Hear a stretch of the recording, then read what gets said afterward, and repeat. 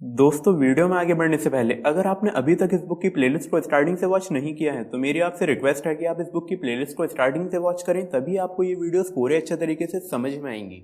दोस्तों, अभी तक हमने इस बुक के 15 चैप्टर्स कंप्लीट कर लिए हैं। आज हम इस बुक के 16 चैप्टर को कवर करने जा रहे हैं। आज के हमारे चैप्टर का नाम है क्रिएटिविटी, पावर ऑफ क्रिएशन, यानी सृजन करने की क्षमता प्रकृति की सबसे उच्चतम कला है और प्रकृति की सारी ऊर्जा भी इसी में बहती है। आप चारों ओर जहां नजर दौड़ाएंगे आपको प्रकृति के क्रिएशन नजर आ जाएंगे। ये नदियां, ये पहाड़, ये आसमान, यह चांद और तारे, यह हरियाली, यह पानी, यह बारिश और ये बहती हवाएं, सब कुछ प्रकृति का ही तो क्रिएशन है। चलो, प्रकृति के पावर ऑफ क्रिएशन से तो आप सभी वाकिफ हैं, लेकिन शायद आपने उसके इस पावर की अंतहीनता पर कभी ध्यान नहीं दिया होगा। जी हाँ, क्रिएटिविटी एकमात्र वह शक्ति है जिसका कोई और छोर नहीं। अनगिनत चांद, तारे व सूर्य तथा कहीं ना खत्म होने वाला यह स्पेस सबूत के तौर पर हमारे सामने है। यही क्यों, जरा गौर से मनुष्य अपने आप को ही देख ले।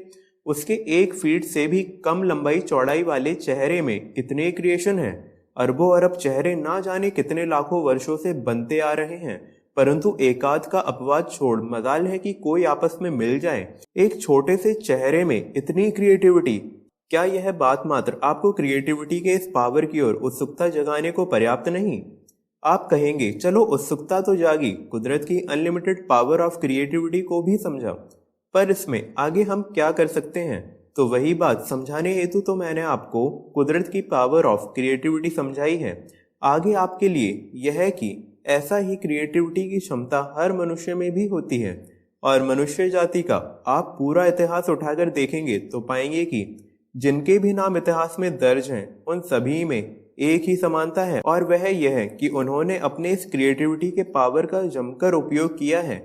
और यदि आप भी जीवन में सफलता के शिखर छूते हुए इतिहास में अपना नाम दर्ज कराना चाहते हैं तो आपको भी अपने इस क्रिएटिविटी के पावर का उपयोग करना ही होगा। मेरी इस उपरोक्त बात को चंद उदाहरणों से समझें। इससे स्पष्ट हो जाएगा कि क्षेत्र चाहे कोई भी हो, सफलता सिर्फ क्रिएटिव लोगों के हाथ ही लगती है। विज्ञान की बात करें तो एडिसन, आइंस्टाइन, न्यूटन, गैलीलियो या कोई भी हो, वे महान इसलिए हैं कि उन्होंने कुछ नई खोज की या कोई नया सूत्र दिया। एडिसन ने पहला बल्ब बनाकर इतिहास में अपना नाम दर्ज करा लिया। उसके पश्चात उससे कई गुना अच्छे कई बल्ब बनाए गए, परंतु उनके बनाने वालों को हम नहीं जानते, क्योंकि महत्व ही प्रथम बल्ब का है। वैसे ही चित्रकारी के क्षेत्र में पिकासो हो या विंसेंट, जिन्होंने नया बनाया वे अमर हो गए, फिर उनकी कॉपी कोई कितनी ही कर ले, कुछ हासिल नहीं होने वाला है। ठीक वैसे ही शेक्सपियर के नाटक हो या मार्क ट्वेन का लेखन, महत्व क्रिएटिविटी का ही है। ठीक वैसे ही चार्ली चैपलिन, लॉरेल हार्डी या माइकल जैक्सन ही क्यों ना हो, महत्व उनकी अपनी क्रिएटिव स्टाइल का है। फिर उसकी कॉपी कर कभी किसी के हाथ कुछ नहीं लगा। यही क्यों धर्म के क्षेत्र में भी हम याद उन्हें ही करते हैं जिन्होंने कुछ नया कहा, जिन्होंने मनुष्य जाति को कोई नई राह दिखाई थी। जैसे जीसस, यहूदी घर में पैदा होने के बावजूद उन्होंने यहूदी परंपराओं को नकारा और नई सोच दी, जो आज क्रिश्चियनिटी के तौर पर पूरे विश्व में छाई हुई है। ठीक वैसे ही बुद्ध, जो हिंदू घर में पैदा हुए और बावजूद इसके उन्होंने तमाम हिंदू परंपराओं को नकारा, आज उनकी दिखाई राह पर करोड़ों लोग बुद्ध बने घूम रहे हैं। कुल मिलाकर कहने का तात्पर्य यह है कि हर मनुष्य के भीतर एक पॉइंट ऑफ क्रिएटिविटी होता ही है, वहां से क्रिएटिविटी निकलने को बेताब भी होती ही है। फिर वह क्रिएटिविटी चाहे जिस किसी भी क्षेत्र की हो, परंतु उसके बहे बगैर मनुष्य का जीवन कभी विशाल नहीं हो सकता।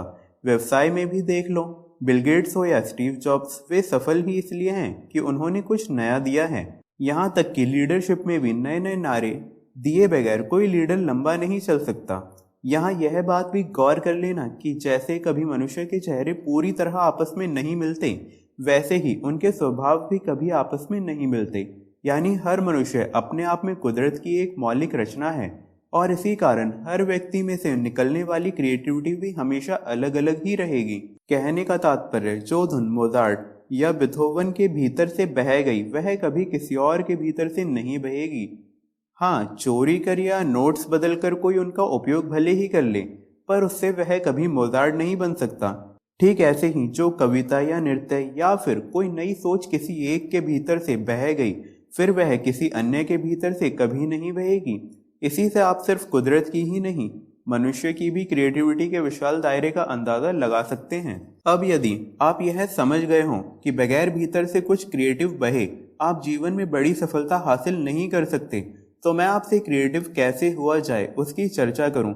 इस बात की शुरुआत में यह समझें कि मनुष्य के क्रिएटिव होने में सबसे बड़ी बाधा क्या है, तो वह है उसका कॉपी करने का स्वभाव। एक बुद्ध हुए नहीं कि लाखों बुद्ध भिक्षु पैदा हो जाते हैं। वे बुद्ध जैसे कपड़े पहनेंगे, बुद्ध की वाणी दोहराएंगे, लेकिन इससे होगा क्या? वे कोई बुद्ध का ज्ञान थोड़ी ही पा जाएंगे, सिर्फ बुद्ध बने मर जाएंगे। यही जीसस व कृष्ण के साथ भी किया जाता है और यहीं आकर मनुष्य अपनी क्रिएटिव क्षमता को ढक देता है। अतः जिसे क्रिएटिव होना हो उसे ना तो किसी की बात पर अंधा विश्वास करना चाहिए और ना किसी की कॉपी ही करनी चाहिए। बुद्ध हो या जीसस, एक इतिहास है। उनकी बातों व उनके जीवन से प्रेरणा तो पाई जा सकती है, परंतु बुद्ध या जीसस कभी नहीं बना जा सकता है और वह बनना आपके जीवन का मकसद भी नहीं है। वे तो हो गए, अब आपको तो कुछ और नया बनना है।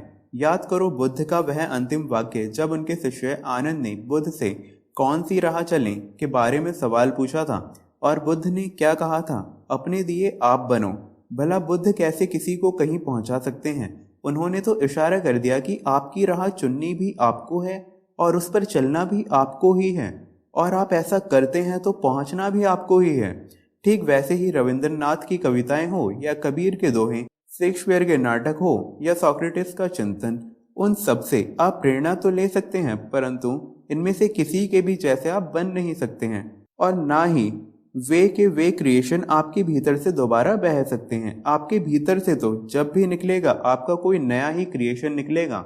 आपको उस ऊंचाई तक उठना है तो कुछ नया और क्रिएटिव ही करना पड़ेगा, और यही कारण है कि स्कूल कॉलेज में अव्वल नंबर लाने वाला जीवन की दौड़ में खो जाते हैं। वे दूसरों की कविताओं, नाटकों व बातों का ऐसा तो रट्टा लगाते हैं कि उनकी खुद की क्रिएटिविटी की क्षमता ही मर जाती है।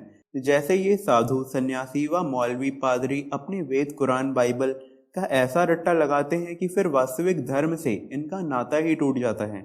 जबकि जीवन में जिसको क्रिएटिव करना है वह नया सोचेगा, कुछ नया करने का प्रयास करेगा। जरा सोचें, आपको एरिस्टोटल का चिंतन शब्दशः याद हो तो क्या उससे आप एरिस्टोटल हो जाएंगे? नहीं, ज्यादा से ज्यादा क्लास में अच्छे मार्क्स ला सकते हैं, पर आगे जीवन में क्या? अतः प्रथम बात तो यह है कि यदि आपको अपनी क्रिएटिविटी जगानी है तो दूसरों की बातों व विचारों का रट्टा लगाना या उनकी कॉपी करना बंद कर दें और उसके बजाय उसी शक्ति व समय का उपयोग कुछ नया सोचने या करने में लगाएं, और वह भी उस क्षेत्र में जिस क्षेत्र में क्रिएटिविटी आपका साथ दे रही हो।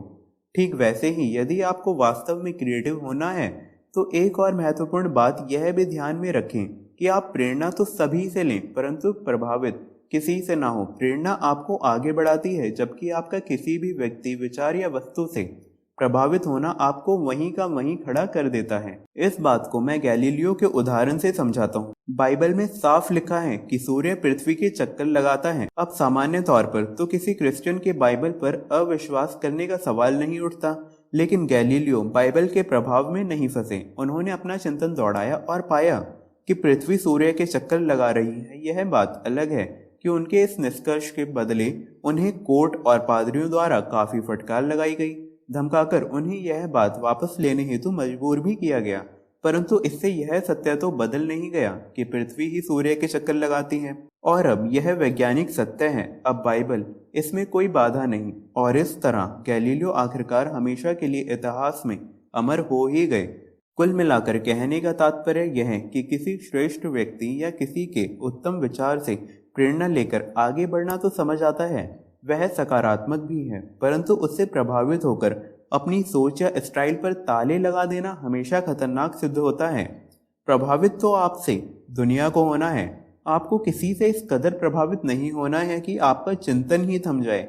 नहीं, कितना ही चमकता सितारा क्यों ना हो, जहां उसके आगे और भी होता ही है। यदि कृष्ण, बुद्ध या जीसस जैसे व्यक्ति कार, हवाई जहाज या बल्ब नहीं बना पाए तो यह सोचकर कि यह बन ही नहीं सकते विज्ञान भी रुक जाता तो क्या होता? तभी तो कह रहा हूं ना कि यदि आपको क्रिएटिव होना है तो मानकर ही चलो कि सितारों के आगे जहां और भी हैं, अर्थात आपको हर चमकते सितारे को देख प्रेरणा तो लेनी है, लेकिन ध्यान यही रखना है कि जाना आपको उससे भी आगे है। खैर, ये सारी बातें समझ गए हों तो अंतिम परंतु अति महत्वपूर्ण बात समझ लें कि अब तक की बातों से यह तो तय हो ही गया कि बिना बड़ा क्रिएटिव किए जीवन में बड़ी सफलता कभी हासिल नहीं की जा सकती। ऐसे में सवाल यह उठता है कि कोई मनुष्य कैसे अपने पॉइंट ऑफ क्रिएटिविटी को जगाए और कैसे वह यह पहचाने कि उसके भीतर किस क्षेत्र की क्रिएटिविटी उभर रही है। यहाँ यह स्पष्ट समझ लें कि हर मनुष्य में से कुछ ना कुछ क्रिएटिविटी बहने को बेताब रहती ही है। जैसे कोई फूल बिना खुशबू का नहीं हो सकता, वैसे ही कोई मनुष्य बिना किसी क्रिएटिव गुण के नहीं हो सकता। जैसे फूलों व उसकी खुशबू के हजारों लाखों प्रकार हैं, वैसे ही मनुष्य की क्रिएटिविटी के भी लाखों पैमाने हैं। विज्ञान, कला, धर्म, संगीत, खेल, साहित्य, चित्रकारी, मैनेजमेंट, व्यवसाय जैसे कई क्षेत्र हैं जहां मनुष्य क्रिएटिव हो सकता है। और फिर उन हर क्षेत्रों की भी हजारों शाखाएं हैं। जैसे खेल के कई प्रकार हैं, वैसे ही विज्ञान तो यूं ही अपने आप में लाखों क्षेत्रों में बढ़ने की संभावना लिए हुए है। सो अब सवाल यह है कि मनुष्य कैसे पहचाने कि उसकी क्रिएटिविटी किस क्षेत्र में बहना चाहती है। तो इसका सीधा गणित यह है कि जिस कार्य में उसे रुचि जागती है तथा जो कार्य करने पर वह कभी नहीं थकता, वही उसकी क्रिएटिविटी का क्षेत्र है। या कहूँ कि जिस कार्य हेतु उसका मूड हमेशा बना ही रहता है, बस उसी दिशा में आगे बढ़ते रहना है। या फिर यूं भी कहूँ तो चलेगा कि जो कार्य करने हेतु वह हमेशा तत्पर रहता है, बस वही उसका क्षेत्र है। और सोचो यह है कि मनुष्य यदि बचपन से ही अपनी रुचि का क्षेत्र पहचान कर उस कार्य में भिड़ जाए तो क्या एक ना एक दिन वह स्वयं को उस क्षेत्र के टॉप पर नहीं पाएगा। लेकिन यहाँ बाधा दो तरफ से आती है। यह जितना आसान नजर आ रहा है नहीं। कई बार मनुष्य स्वयं को उस क्षेत्र में जाने से रोकता है तो अक्सर उसके आसपास वाले बाधक बनकर खड़े हो जाते हैं। अब यदि किसी बच्चे में खेल की प्रतिभा कूट कूट कर भरी हुई है और वह दिन रात खेलना चाहता है, लेकिन माँ बाप आड़े आ जाते हैं, पहले पढ़े लिख के ग्रेजुएट हो जा फिर खेल लेना। फिर क्या खाक खेलेगा? 25 वर्ष का हो जाने पर खेल देखने लायक बच जाए, यही पर्याप्त है। यहीं आकर बच्चों के माँ बाप और आसपास वालों को समझदारी बरतनी है। उसे रोकने की जगह प्रोत्साहन देना है। उन्हें समझना है कि संसार ग्रेजुएट से भरा पड़ा है, किसने क्या कर लिया। उन्हें समझना है कि 8-10 वर्ष से लेकर 25 वर्ष तक ही मनुष्य की ऊर्जा उसके टॉप पर होती है।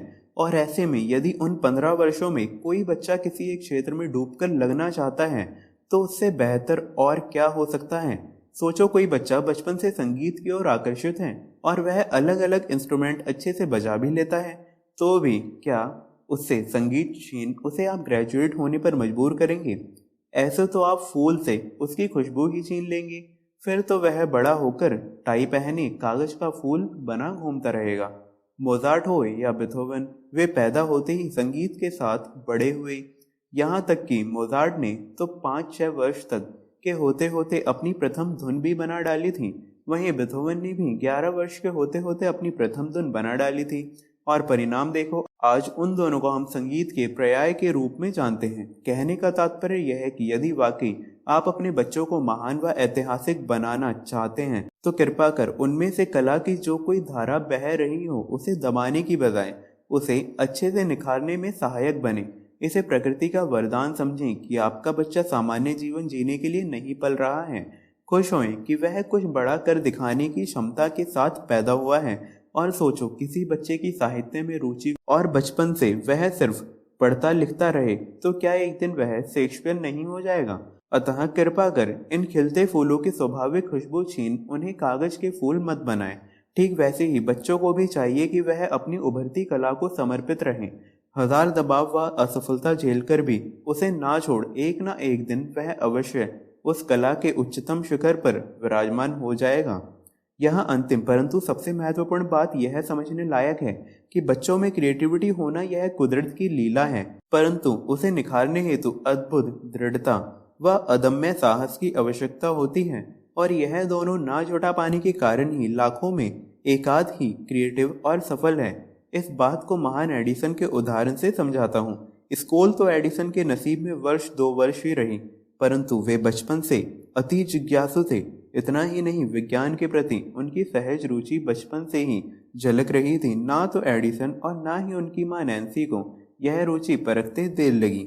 बस मां ने, जो स्वयं एक शिक्षिका थी, एडिसन को घर पर ही विज्ञान की किताबें पढ़ाना शुरू कर दी।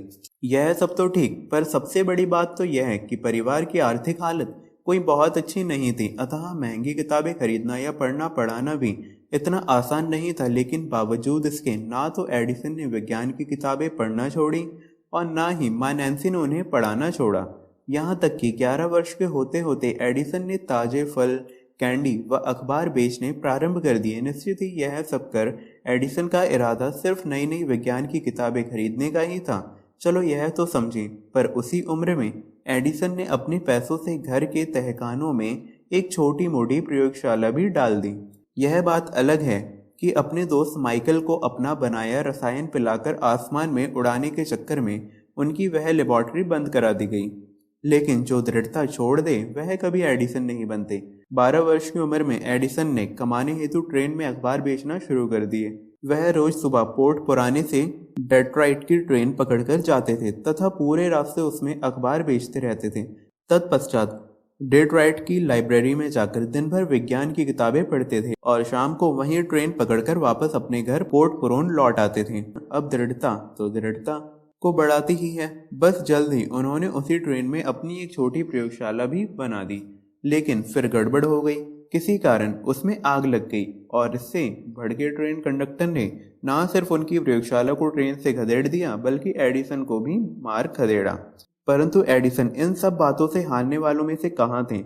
जब मौका मिलता वे दृढ़तापूर्वक अपनी रुचि की ओर कदम बढ़ा ही देते और यहीं आकर उनके साहस की तारीफ करनी होगी। साहस यह है कि ये तो वे 1000 से ऊपर आविष्कार कर पाए तथा दुनिया के महानतम वैज्ञानिकों में अपना नाम दर्ज करा दिया।